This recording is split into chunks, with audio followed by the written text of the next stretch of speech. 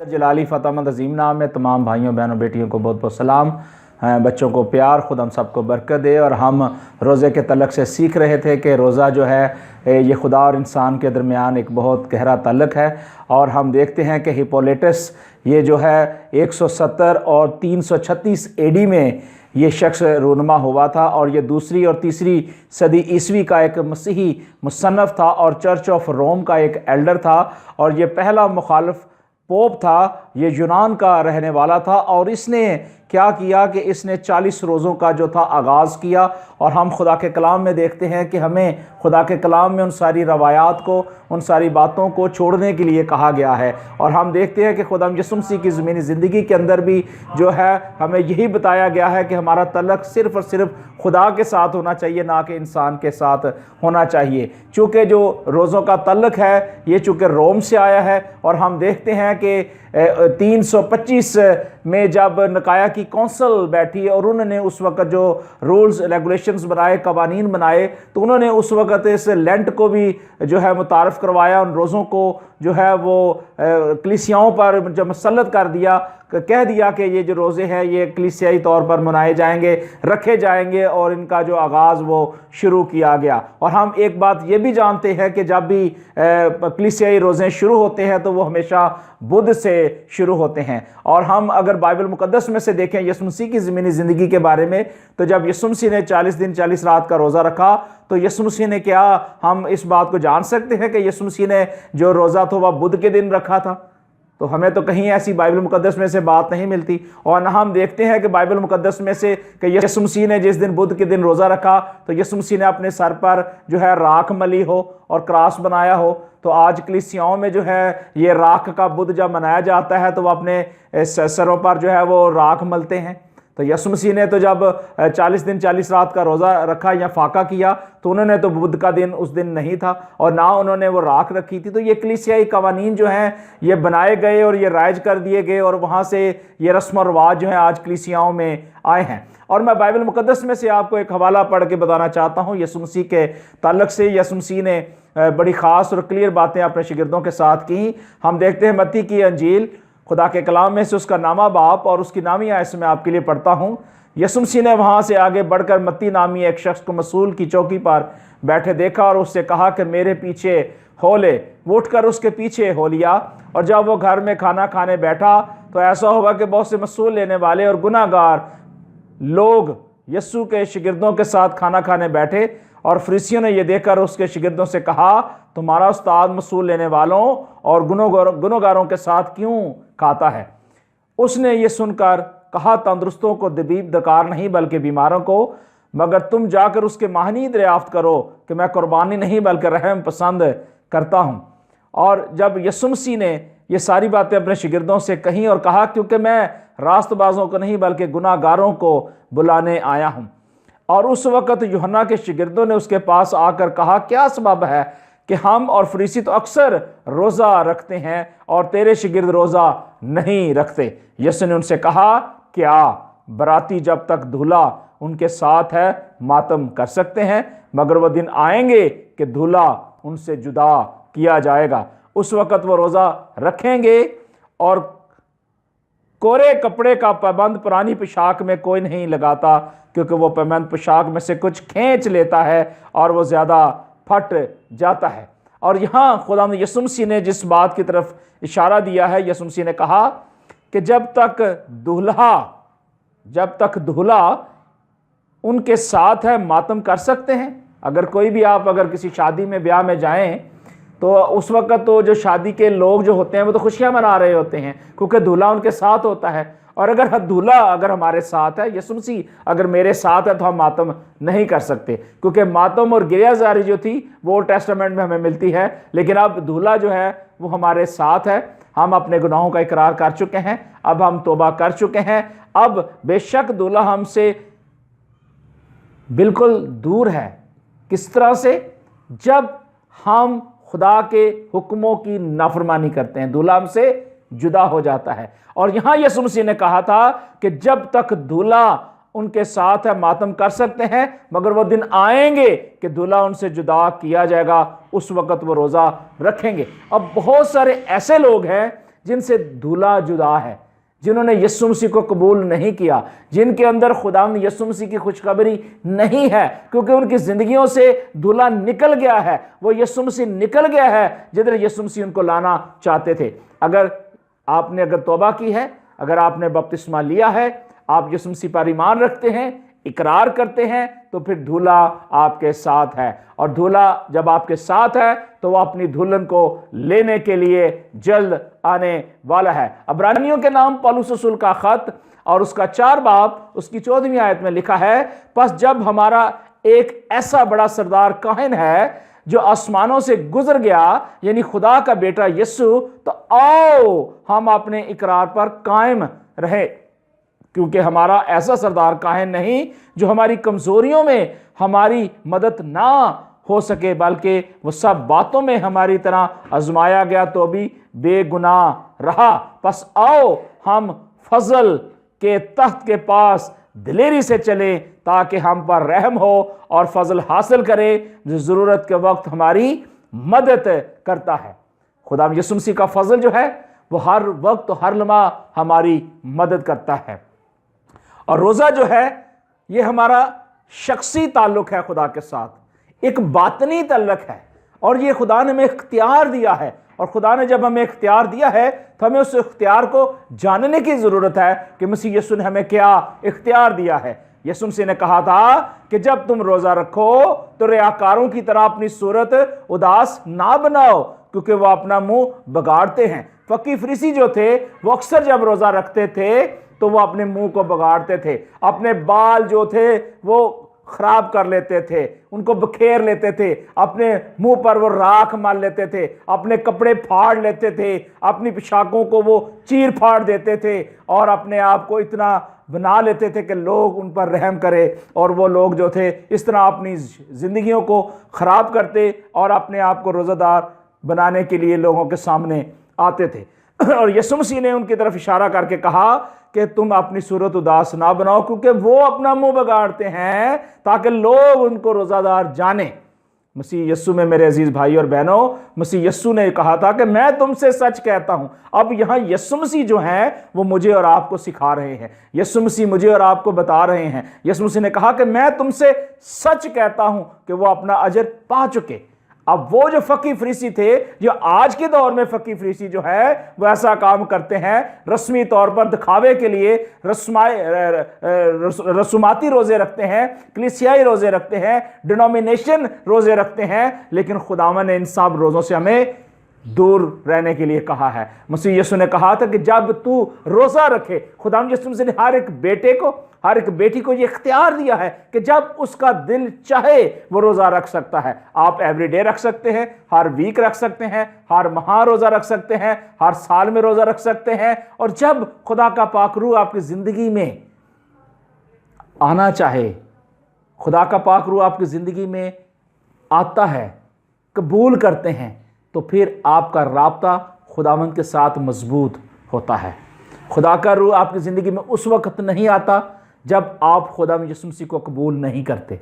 यह बात बड़ी गहरी है। जब आपने खुदावंद यीशु मसीह को कबूल किया है, इकरार किया है, तो खुदा का रूह आपके अंदर बस चुका है। खुदा के कलाम में लिखा है कि तुम खुदा का मकदस हो। अगर हम खुदा का मकदस है तो खुदा का पाक रूह हमारी ज़िंदगी में काम करता है। जब खुदा का पाक रूह हमारी ज़िंदगी में काम करता है तो फिर हमारा ताल्लुक जो है वो खुदा के साथ बहुत गहरा और अमीक है। हमें खुदा के साथ, खुदा की उस अलूहियत को जानने के लिए और मजबूत रहने के लिए, मजबूत बनने के लिए हमें रोज़ा रखना है। और यहाँ यीशु मसीह ने कहा था, मैं तुमसे सच कहता हूँ कि वो अपना अजर पा चुके। बल्कि जब तू रोज़ा रखे तो अपने सर में तेल डाल और मुंह धो, ताकि आदमी नहीं बल्कि तेरा बाप जो पशीदगी में देखता है तुझे रोज़ादार जाने। इस सूरत में तेरा बाप जो पशीदगी में देखता है तुझे बदला देगा। अब यहाँ पशीदगी में रोज़ा कहा गया है, ना कि ये दिखावे के लिए कहा गया है कि हम बाज़ारों के मोड़ों पर खड़े होकर अपने आप को इस तरह शक्लें बनाएं, अपने मुंह को बगाड़ें, अपने कपड़े ख़राब कर लें। नो, ऐसी तालीम नहीं है। मसीह यीशु ने बिल्कुल साफ और क्लियर कहा है कि हमें जो है रोज़ा जब रखना है तो अपने सर में तेल डालना है। तेल जो है ये हमारी ब्लेसिंग को शो करता है। और अगर आप अपने सर में तेल डालते हैं तो खुदावंद के उस वादे को याद रखें कि खुदा जो है आपके साथ मोहब्बत का इजहार करता है। तेल जो है ये हॉली स्पिरिट को भी ज़ाहिर करता है, और तेल जो है ये मखसूसियत की भी अलामत है, और तेल जो है हमारी ज़िंदगी के अंदर ब्लेसिंग लेकर आता है, और हमारी गंदगी जो है वो सारी साफ़ हो जाती है। और खुदा यीशु मसीह ने भी कहा था कि तू क्या कर कि अपने सर में तेल डाल, मुँह धो। हमें मुँह धोने की ज़रूरत है। आज हमारी ज़िंदगी के अंदर बहुत सारी गर्दो गुबार दुनिया की पड़ी हुई है, बहुत सारे जो ऐसे मामलात जो दुनिया के हैं, दिखावे के हैं, हमारी ज़िंदगी के अंदर गर्दो गुबार हैं। हमें उनको हटाना है, हमें अपने मुंह को साफ और सुथरा करना है। खुदा के सामने जब जाना है तो पोशीदगी में जाने की ज़रूरत है। रोज़ा रख के उसके साथ अपने तल्लुक़ को कायम रखना है, और रोज़ा रख के हमें अपनी शक्लों को बिगाड़ना नहीं है, बल्कि रोज़ा रख के हमें खुदा यीशु मसीह के हुक्म के मुताबिक चलना है, क्योंकि ये इख्तियार यीशु मसीह ने दिया गया है, और यीशु मसीह ने हमें दिया है। हमें इस इख्तियार को अपनी ज़िंदगी में अपनाना है, और हमें इस रोज़े को अपनी ज़िंदगी में कायम रखना है, क्योंकि मसीह यीशु का ये हुक्म था कि हमें रोज़ा रखना ज़रूरी है। जब आप देखें कि आपकी ज़िंदगी के अंदर कमज़ोरी है, आपकी ज़िंदगी के अंदर कोई मायूसी आ रही है, या आपकी ज़िंदगी के अंदर दुआया जो मज़बे है वो कम हो रहे हैं, तब आप रोज़ा ज़रूर रखें। और यशायाह की किताब और उसका 58 चैप्टर मैं आपके लिए पढ़ता हूँ, और यहाँ खुदा के कलाम में रोज़े के तल्लुक़ से बड़ी खूबसूरत तालीम है। मैं चाहता हूँ कि हम इसको ज़रूर स्टडी करें। लिखा है, गला फाड़ कर चला और द्रेग ना कर, नरसिंगे की मानद अपनी आवाज़ बुलंद कर, और मेरे लोगों पर उनकी खता और यकूब के घराने पर उनके गुनाहों को जाहिर कर। वो रूबरू मेरे तालिब हैं, और उस कौम की मानद जिसने सदाकत के काम किए, अपने खुदा के हकाम को तर्क ना किया, मेरी राहों को दरियाफ्त करना चाहते हैं, मुझसे सदाकत के हकाम तलब करते हैं, वो खुदा की नज़दीकी चाहते हैं। अगर आप भी खुदा की नज़दीकी चाहते हैं तो आप दरेग ना करें, गला फाड़ कर चलाएं, दरेग ना करें, नरसिंगे की मानद अपनी आवाज़ बुलंद करें। जैसे मैंने योएल नबी का हवाला आपको बताया था पिछले एपिसोड में कि सिहोन में नरसिंगा फूंको, और रोज़े के लिए एक दिन मुकद्दस करो, मुकद्दस मजमा फराहम करो, शीरखार इकट्ठे हों, और दूल्हा अपने खलवत खाने से निकले। सो ज़रूरी है कि हम खुदावंद के साथ उस राब्ते को बहाल करने के लिए हम खुदा की नज़दीकी चाहते हैं। और लिखा है कि वो कहते हैं कि हमने किस लिए रोज़े रखे, वो कहते हैं कि हमने किस लिए रोज़े रखे जबकि तू नज़र नहीं करता, हमने क्यों अपनी जान को दुख दिया जबकि तू ख्याल नहीं करता। अक्सर फ़कीर और फरीसी जो थे रोज़ा रखते थे, गैर कौमें रोज़ा रखती हैं, और बहुत सारे कलीसियाएँ जो हैं रोज़ा रखती हैं, लेकिन वो अक्सर इस बात को नहीं समझ पाते कि हम रोज़ा क्यों रखते हैं। और यहाँ खुदा का कलाम हमें वाज़ेह तौर पर, क्लियर तौर पर बता रहा है कि वो कहते हैं कि हमने किस लिए रोज़े रखे जबकि तू नज़र नहीं करता। अगर कोई शख्स रोज़ा रख रहा है, अपनी जान को दुख दे रहा है, लेकिन वो समझता है कि मुझे मालूम नहीं है, तो वो फिर रस्मी तौर पर या फ़र्जी तौर पर काम कर रहा है, लेकिन वो खुदा यीशु मसीह के साथ उसका ताल्लुक़ नहीं है, जो खुदा अपनी कलीसिया को लेने के लिए आने वाला है। क्योंकि हमारा दूल्हा जो है उसकी दुल्हन तैयार होने के लिए अपने आप को हमेशा चाको चौबंद रखे, क्योंकि दूल्हा आने वाला है, और जब दूल्हा आने वाला है तो उसकी तैयारी के लिए हमें अपने आप को हमेशा सरगर्म होना है। और यहाँ खुदा के कलाम में हम देखते हैं कि खुदा के कलाम में लिखा हो कि देखो तुम अपने रोज़े के दिन में अपनी खुशी के तालिब होते हो और सब तरह की सख्त मेहनत लोगों से कराते हो। क्या होता था कि उस वक़्त लोग जो थे मेहनत मजदूरी करवाते थे। अगर किसी शख्स ने रोज़ा रखा होता था तो वो लोगों को कहते थे जी आप काम करें, और लोग जाके अपने काम काज करते रहते और फिर कमा कर लाते। लेकिन खुदा ने हमें ऐसा नहीं कहा। खुदा ने हमें यह तरीका बताया है कि जब हमें रोज़ा रखना है तो हमने कोई बदनी मेहनत का काम नहीं करना, क्योंकि हमारा तल्लुक़ चूँकि शख्सी तौर पर खुदा के साथ है। तो उस दिन आप कोशिश करें कि कोई भी काम काज ना करें, सिर्फ़ और सिर्फ वो दिन खुदावंद के लिए रखें। आप दुआ करें, शुक्रगुजारी करें, हम्द और गीत गाएं, कलाम मुक़द्दस पढ़ें, और एक दूसरे के साथ कलाम के तलक से बातें करें, और जो टाइम आपने मुकर्रर किया हुआ है, जो कमिटमेंट खुदा के साथ की हुई है, चाहे वो एक शाम से दूसरी शाम तक है, चाहे वो 12 घंटे के हैं या चाहे 6 घंटे के हैं या 8 घंटे के हैं। अगर कोई शख्स बीमार है, अगर कोई ऐसा शख्स कमज़ोर है जो वो 22 घंटे का, 24 घंटे का या 12 घंटे का रोज़ा नहीं रख सकता, तो वो 8 घंटे का रोज़ा रख सकता है या वो 6 घंटे का रोज़ा रख सकता है। खुदा के साथ कमिटमेंट कर सकता है कि खुदावंद इतने टाइम से इतने टाइम तक खुदावंद मैं तेरे सामने आना चाहता हूँ, मैं रोज़े की हालत में रहना चाहता हूँ। तो खुदा आपकी इस नीयत को भी जानता है, क्योंकि खुदा ने ये इख्तियार आपको दिया है। फ़र्ज नहीं किया कि हमने ये 40 के 40 रोज़े रखने हैं। और आज कलीसियाओं में हम देखते हैं कि जब वो 40 रोज़े रखे जाते हैं तो उसमें जो है इतवार की छुट्टी भी की जाती है। और अगर हम देखें कि क्या यीशु मसीह ने जब 40 दिन और 40 रात का फाका करके रोज़ा रखा, तो क्या यीशु मसीह ने छुट्टी की थी? यीशु मसीह ने तो कोई छुट्टी नहीं की थी। एक्चुअली ये भी तालीम टोटली गलत है, खुदा के कलाम के ख़िलाफ़ है। हमें ये ऐसी बात अपनी ज़िंदगी में नहीं लानी चाहिए जी कि हम जो है इतवार के दिन जो है हम छुट्टी करें, रोज़ा ना रखें और बाकी दिन रोज़ा रखें। तो ये भी तालीम गलत है। हमें ऐसी तालीम से बचने की ज़रूरत है और हमें खुदा के कलाम में बढ़ने की ज़रूरत है। और खुदा के कलाम में हमें और ज़्यादा जानने की ज़रूरत है कि हम जब रोज़ा रखते हैं तो हमारा ताल्लुक़ जो है वो खुदा के साथ कैसा है। और हम खुदा के कलाम में देखते हैं, और खुदा के कलाम में यशायाह की किताब और उसकी 58 चैप्टर और उसकी 5वीं आयत में लिखा है, क्या ये वो रोज़ा है जो मुझे पसंद है, ऐसा दिन कि उसमें आदमी अपनी जान को दुख दे और अपने सर को झुकाओ की तरह झुकाए और अपने नीचे टाट और राख बचाए। क्या तो इसको रोज़ा और ऐसा दिन कहेगा जो खुदावंद का मकबूल हो? क्या वो रोज़ा जो मैं चाहता हूं ये नहीं कि जुल्म की जंजीरें तोड़ूं और जुए के बंधन खोलूं, मजलूमों की आवाज़, मजलूमों को आज़ाद करूं, बल्कि हर एक जुए को तोड़ डाले? क्या ये नहीं कि तू अपनी रोटी भूखों को खिलाए और मस्कीनों को जो आवारा है और अपने घर में लाए? जब किसी को नंगा देखे तो उसे पहनाए और अपने हम जिनसे रोपोशी ना करे। अब ये रोज़े का जो पैटर्न था वो ये था कि जब आप रोज़ा रखते हो तो आप अपने उस पड़ोस में देखो कि क्या किसी को कपड़े की ज़रूरत है, क्या किसी को रोटी की ज़रूरत है, या किसी को माली मदद की ज़रूरत है। तो ये आप जब आप रोज़ा रखते हो तो ये ज़रूरत है कि आप दूसरों का भी ख्याल करें। और ना सिर्फ ये रोज़े की हालत में आप करें, आप हर रोज़ एवरी डे आप ये काम करें, क्योंकि खुदा का कलाम हमें बिल्कुल क्लियर बताता है, क्या ये नहीं कि तो अपनी रोटी भूखों को खिलाए और मस्कीनों को जो आवारा है अपने घर में लाए, जब किसी को नंगा देखे तो उसे पहनाए। तो आज ज़रूरी है कि अगर हम किसी की मदद करते हैं तो हम खुदा के कलाम के पैटर्न के मुताबिक चलते हैं और खुदा हमसे खुश होगा, खुदा हमें इसका अजर देगा।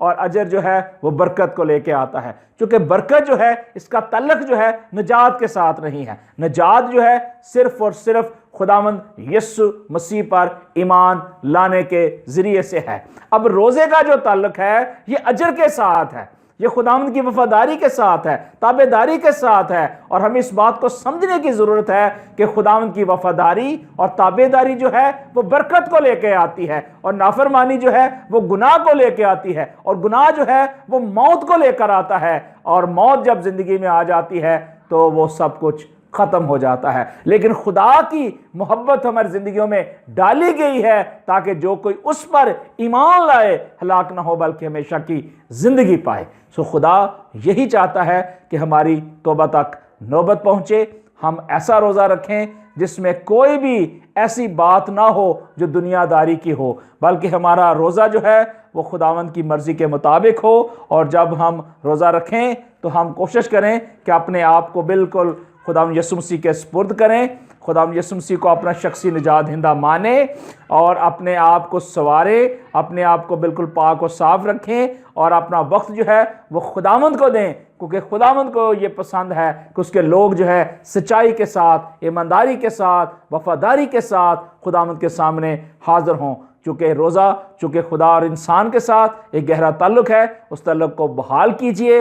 एक दूसरे के साथ मोहब्बत का इजहार कीजिए, एक दूसरे की मदद कीजिए और उन सारी तालीमात से जो बाइबल मुकद्दस से नहीं है अपनी ज़िंदगी से दूर कीजिए और खुदा के कलाम को अपनी ज़िंदगी में कबूल कीजिए। खुदावंद इस कलाम के वसीले से आप सबको बरकत दे और खुदावंद का जलाली और कवि और मुबारक और फतहमंद हाथ आपकी ज़िंदगी में इसी तरह बढ़ता रहे। खुदा आप सबको बरकत दे।